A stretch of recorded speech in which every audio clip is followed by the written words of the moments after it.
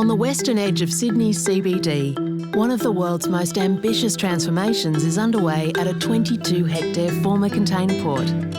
This blank canvas of concrete is going to become Barangaroo, a new harbourside extension of Sydney where people will work, live and play.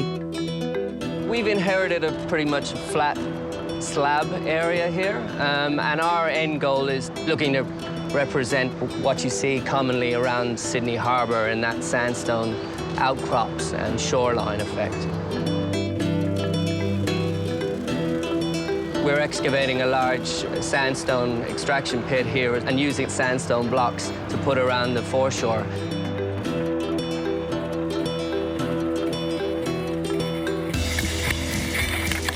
We're following very traditional stonemason methodologies. We're using bigger plant and equipment now, up to 60-ton excavators and large 3-metre diameter saws, but we're still using those old techniques. I think where we have deviated away from using the old techniques is the tracking of the blocks and the identification of the blocks. We've developed our ball of stone inventory application here, which basically allows me to add a new item in the case of a new block that comes out of the quarry. From here I can enter in various attributes such as dimensions, its position, its weight, various attributes like that. That all gets then loaded over 3G up onto a central database. Then when we've done that, we'll look at the different attributes of the block. We'll look at its strength characteristics by looking at the veins in it and how strong it looks, if there's any visual sign of cracking. We'll do some testing on it, and depending on that, we'll allocate it a final location. It's almost like a paint-by-numbers painting, where you've got each block has an individual ID or number, and that's got to be put in the foreshore so that it fits into this jigsaw puzzle.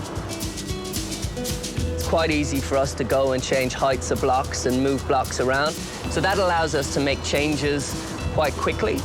That information also feeds into the QR codes that we put on each of the block, and that QR code would have block sizes, block numbers, where the block has come from, whether it's going to have a rock pool in it or whether it's going to have the side shaved off. And we can go out then with tablets and just scan that block and have all this information provided to us straight away. And I guess we're at a lucky point that this technology probably wouldn't have been as readily available 5 or 6 years ago. So, with the use of smartphones and tablets, it's a lot easier to get that information, and the QR codes are so simple to attach now that we're using the best of what's available in the market.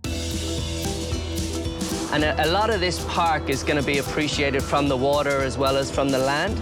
So we often focus on it in terms of the footpaths and the interaction with the community and the people in the office buildings, and say how fantastic it's going to be for them to have this, and people that come in for concerts. But it's also going to be really great for people on the water. And it's really trying to represent the sandstone, the natural sandstone that's around Sydney. And this is just another modern slant on the way forward and the way we should continue to use sandstone and appreciate sandstone in Sydney.